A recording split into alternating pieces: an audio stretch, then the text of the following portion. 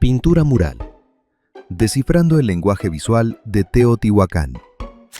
En Teotihuacán hay una pregunta que sigue intrigando a los investigadores. ¿Cómo entendían el mundo quienes construyeron esta ciudad?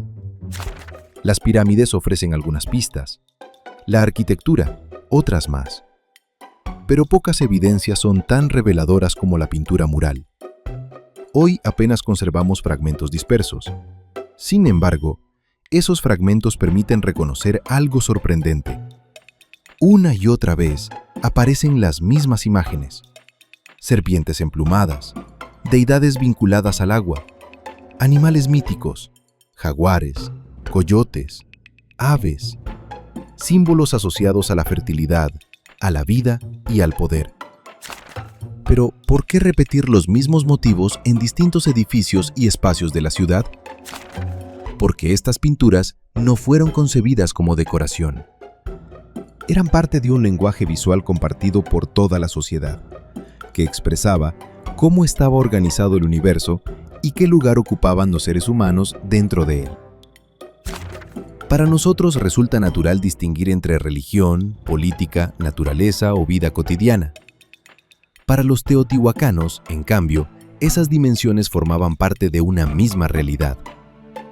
Las fuerzas que hacían posible la lluvia eran también las que garantizaban la fertilidad de los campos y la estabilidad de la ciudad. El orden del cosmos y el orden social eran expresiones de un mismo principio. Por eso los murales estaban presentes en casas, patios y edificios públicos. Sus imágenes recordaban constantemente la presencia de esas fuerzas invisibles que sostenían el mundo.